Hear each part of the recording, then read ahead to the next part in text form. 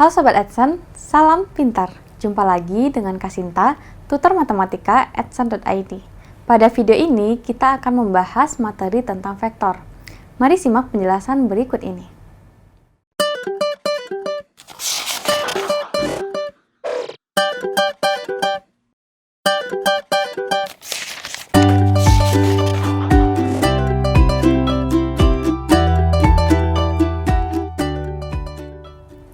Sobat Edson, pada video ini kita akan membahas mengenai vektor.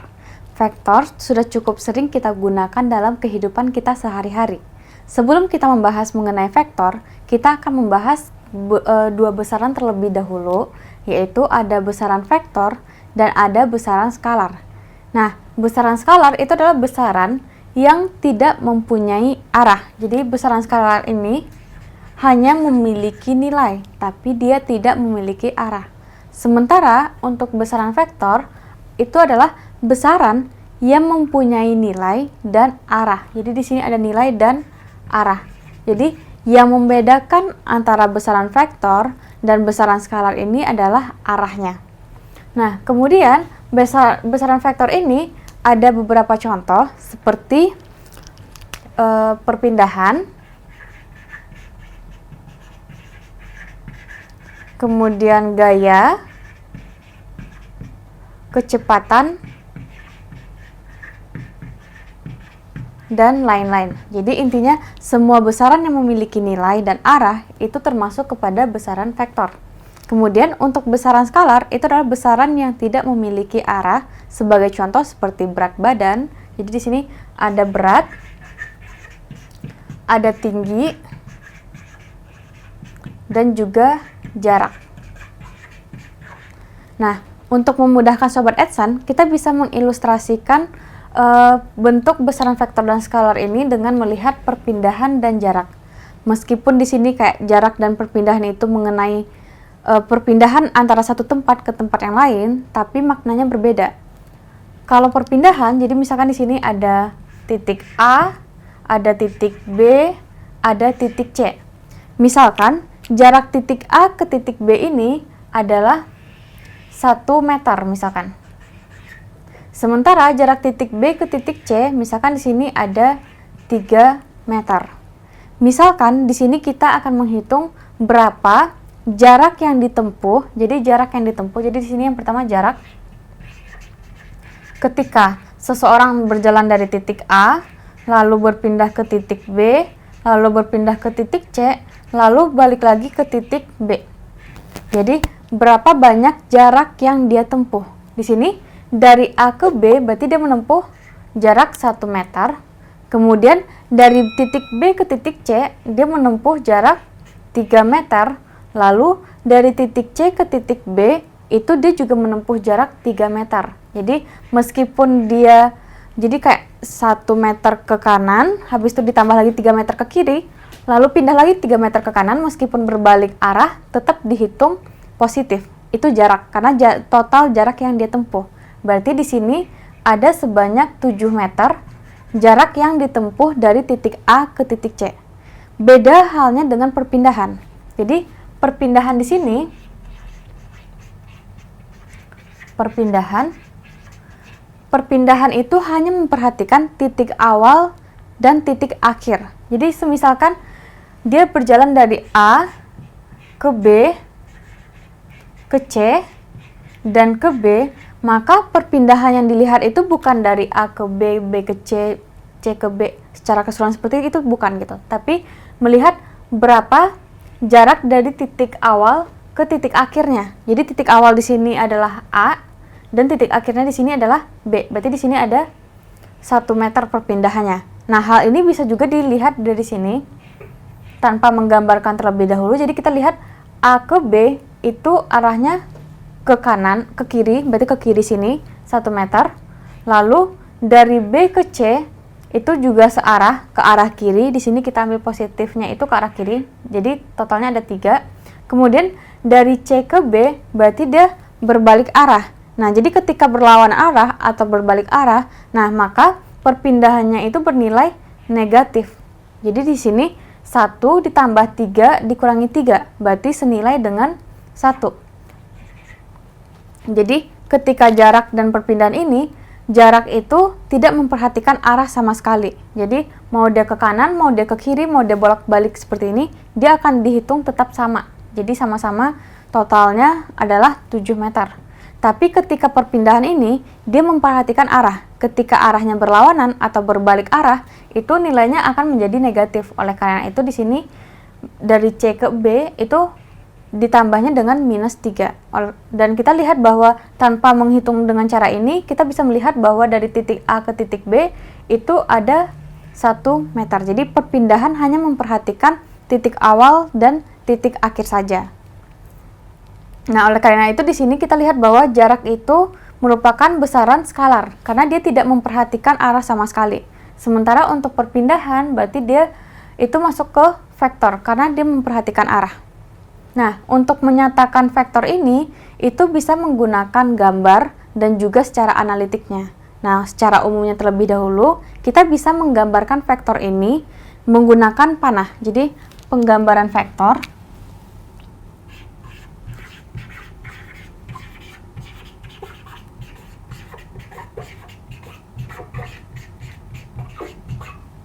Nah, penggambaran vektor ini kita menggambarkannya menggunakan panah. Jadi ada anak panah, di mana pada anak panah ini, anak panah kan kita tahu bisa kayak gini, bisa kayak gini. Yang penting di sini kita tahu panah itu terdiri dari 3 komponen.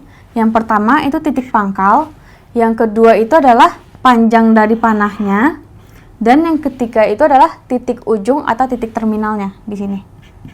Nah, anak panah ini menggambarkan bahwa titik pangkal panah ini itu menggambarkan titik awal dari vektor. Jadi titik pangkal pada panah itu menggambarkan titik awal vektor. Kemudian panjang panah, jadi panjang panah ini, panjang panah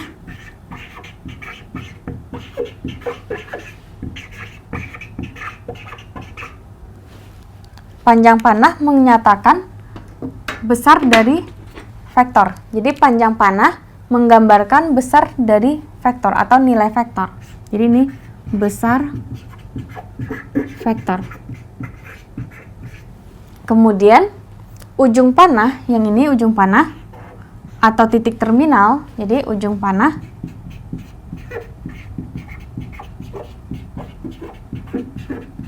menyatakan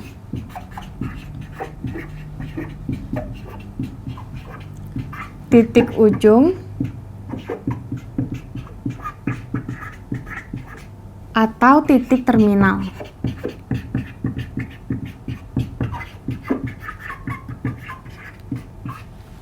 Selain itu, kita tahu bahwa panah ini memiliki arah. Jadi arah panah itu menyatakan arah dari vektor. Arah panah ini menyatakan arah vektor. Jadi dari vektor itu kita bisa melihat ilustrasinya berupa sebuah anak panah, di mana anak panah ini terdiri dari 4 komponen yang diperhatikan. Titik pangkal itu sangat mempengaruhi nama dari vektor atau bentuk dari vektor. Jadi misalkan nih kita punya titik BC. Jadi misalkan di sini BC merupakan vektor. Jadi BC merupakan vektor.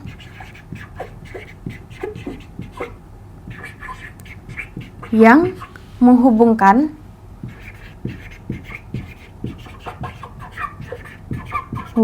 titik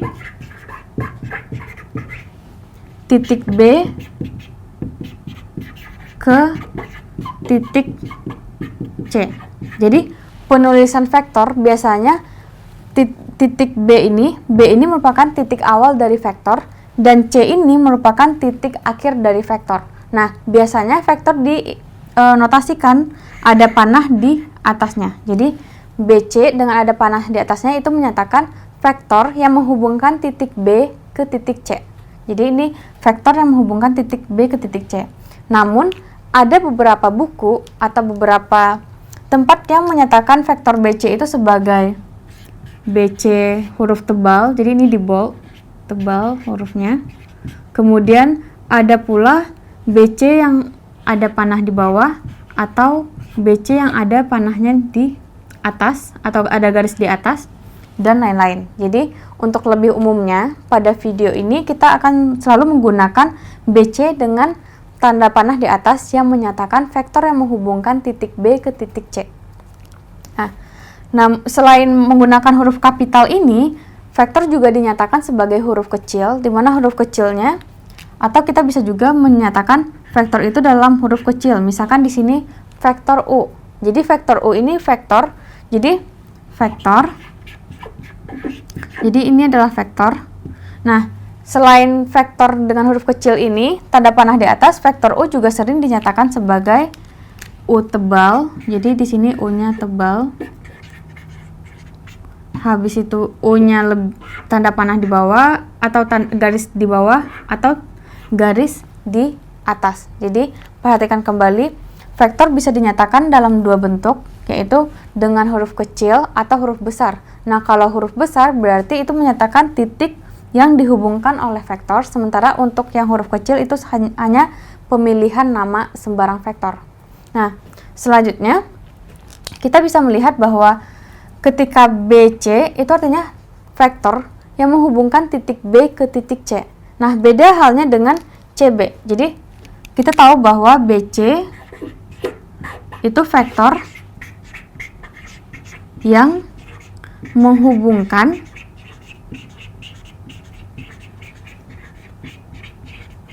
B ke C. Nah, beda halnya dengan CB. Nah, CB artinya titik pangkalnya adalah titik C. Nah, maka di sini CB itu adalah vektor yang menghubungkan titik C ke titik B. Nah, di sini kita lihat bahwa B ke C itu beda dengan C ke B. Misalkan di sini ilustrasinya, ini ada titik B, ini ada titik C. Nah, BC itu artinya seperti ini. Jadi dia dari arah B ke C. Ini BC. Nah, beda halnya dengan CB. Jadi CB itu vektor yang menyatakan dari titik C ke titik B. Jadi di sini C ke titik B. Jadi meskipun di sini ada dua titik yang digunakan sama, yaitu titik B, titik C, namun arahnya berbeda. Dari B ke C dan C ke B itu berlawanan arah. Sehingga di sini kita bisa mengatakan bahwa vektor BC itu tidak sama dengan vektor CB. Jadi vektor BC itu tidak sama dengan vektor CB. Jadi ingat kembali, meskipun titik yang digunakan pada vektor itu keduanya sama, tapi maknanya berbeda karena arahnya berbeda. Karena di sini kita tahu bahwa vektor itu merupakan besaran yang bergantung terhadap arah. Jadi arah itu mempengaruhi apakah vektor ini sama atau tidak. Pada vektor sembarang, kita tahu bahwa vektor vektor BC tadi adalah vektor yang menghubungkan dari titik B ke titik C. Jadi vektor BC adalah vektor yang menghubungkan dari titik B ke titik C. Namun selain vektor BC ini atau selain vektor yang menghubungkan antara dua titik yang kita tahu titiknya apa, ada beberapa vektor yang harus kita ketahui untuk kedepannya. Jadi di sini ada 3 vektor, 3 jenis vektor.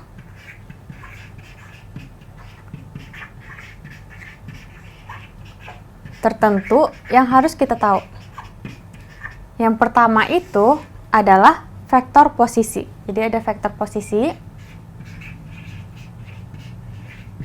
Vektor posisi. Yang kedua adalah vektor 0. Vektor 0. Dan yang ketiga adalah vektor satuan.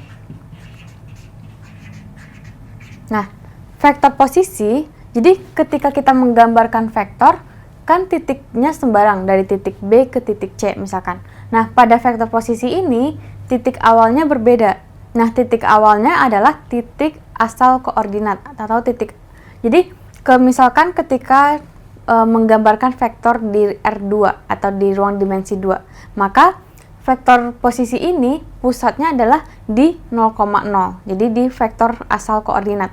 Kalau misalkan kita punya vektor posisi di R3 atau di ruang dimensi 3, berarti titik pusatnya adalah 0,0,0. Jadi titik pada vektor posisi ini yang mempengaruhi adalah vektor pada titik asalnya. Jadi di sini titik asalnya, titik asal vektor itu adalah titik asal koordinat. Nah, titik asal koordinat yang dimaksud adalah titik asal koordinat kartesius. Jadi di sini yang disimbolkan dengan huruf O besar. Nah, titik asal dari vektor adalah titik asal dari koordinat. Nah, selanjutnya untuk titik ujungnya, berarti di sini titik ujung vektor. Titik ujung vektor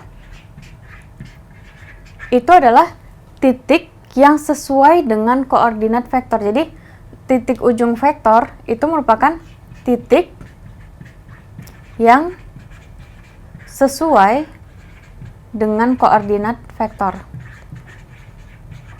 Dengan koordinat vektor. Titik yang sesuai dengan koordinat vektor.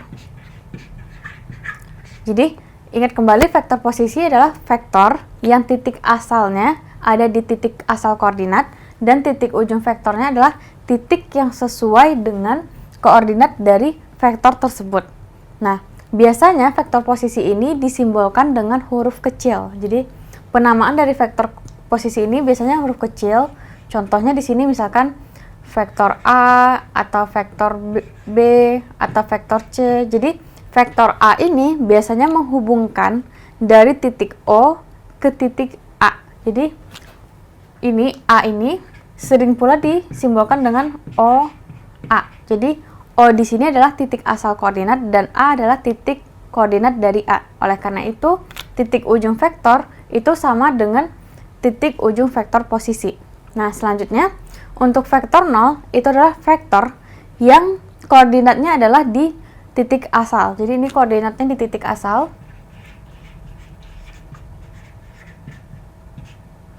Di titik asal.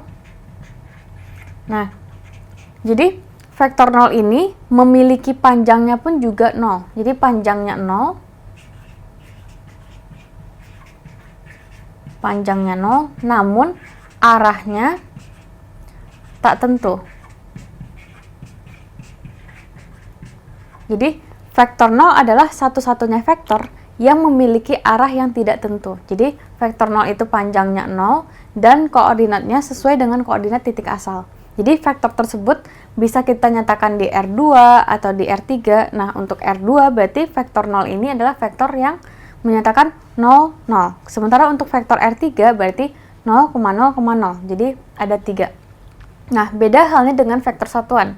Kalau vektor satuan itu adalah vektor yang panjangnya adalah satuan. Jadi di sini panjangnya adalah satu satuan. Sementara arahnya itu sesuai dengan vektor yang dibicarakan.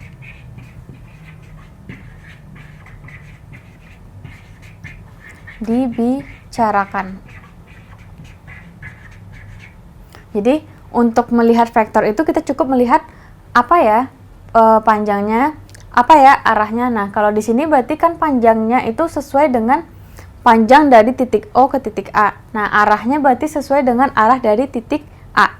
Berarti titiknya itu kita menggambarkan dari titik asalnya itu adalah O dan menuju titik A.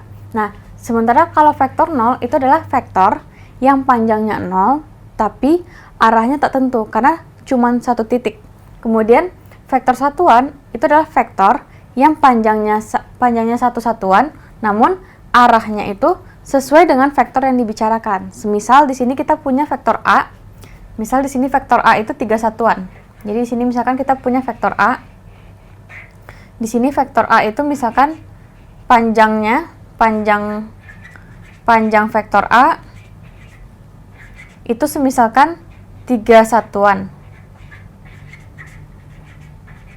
Nah, maka vektor satu satuannya dari A ini adalah vektor yang panjangnya 1. Berarti di sini maka vektor satuan dari A itu adalah vektor yang panjangnya 1. Nah, ini adalah vektor satuan dari A. Makanya di sini arahnya menyesuaikan dengan vektor yang dibicarakan. Nah, di sini kita membicarakan vektor A, maka vektor satu satuannya adalah vektor yang panjangnya 1 dan arahnya sesuai dengan arah dari vektor A. Sobat Adsense, demikian pembahasan mengenai vektor. Semoga dapat dipahami ya. Sampai jumpa lagi di video selanjutnya bersama Kak Sinta. Salam pintar. Sekian Sobat Adsense untuk video pembelajaran hari ini. Sampai ketemu lagi di video belajar berikutnya. Jangan lupa aktifkan notifikasi untuk video terbaru kami ya. Sobat Adsense juga bisa mengunjungi adsense.id dan temukan ribuan video pembelajaran. Sampai jumpa Sobat Adsense, salam pintar!